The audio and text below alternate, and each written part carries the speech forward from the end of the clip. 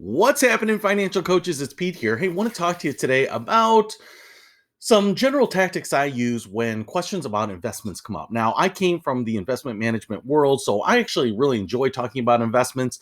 Being a financial coach now and not licensed anymore means that my investment discussions have to be a little bit more limited. And if you want to talk specifically about what that means, we can do that. I've talked a little bit about it before that, you can't get into tickers, you can't talk about specific securities, those types of things. But in general, right, we can provide education about investments, how they work, how you should make the decisions. But a lot of times you'll get questions, or I'll get questions that are something along the lines of, should I change my investments right now? Or based on what's going on in the economy or the world, should I look at having something different in my portfolio? And a lot of these questions, really, if you try to boil it down, come down to, am I in the right investments? Because have my goals changed, right? So have my long-term or short-term goals changed? Has my time horizon changed? Has my risk tolerance changed? And a lot of those types of questions you can help clients address, because those are fundamentally what they have to be able to answer, so that any professional, any investment advisor, any stockbroker can go ahead and help them answer that. Because if they don't know that, they're certainly not going to help them find a suitable or appropriate investment. Now, one of the things that we can do to help people understand that is ask those questions. When do you need this money? What is it for? Is the money earmarked for something now that is different than what it was before? For example, maybe you had some money that you had and it was just kind of in a long-term emergency fund, but now you need it for kids' college, or now you are earmarking it for a new car purchase, those types of things, right? Changing that from something more nebulous to something more concrete, changing it from something with an undetermined time horizon to something very specific in the next year or two might change those things. And has your risk tolerance changed, right?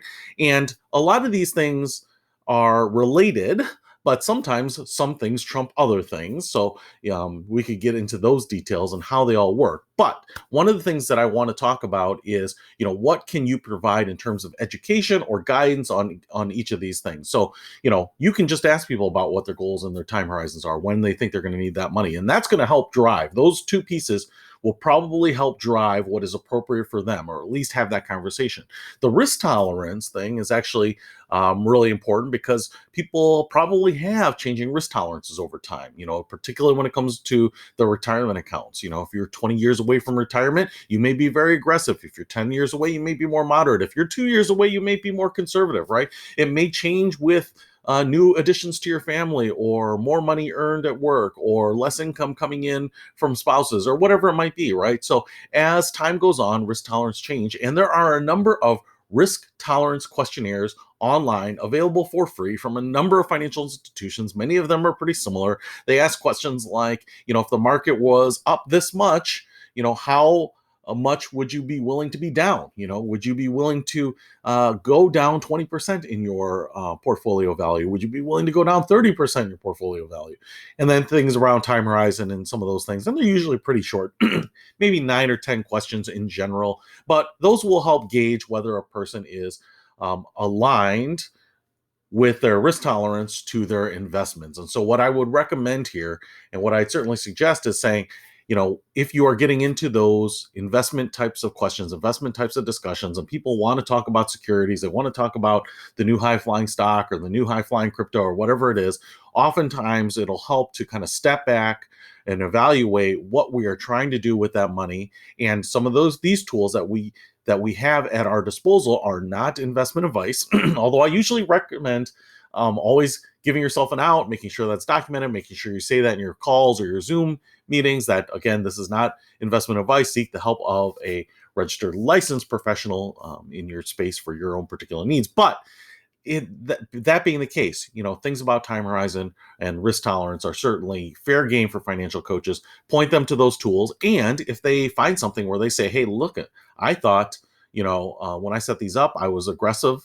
My investments are set up aggressive, but I took this questionnaire and it says moderate. Well, I would say that could be a great trigger for setting up a time to speak with your investment advisor, your stockbroker. Now, I will say, just because it says that does not necessarily mean you have to make a change, right?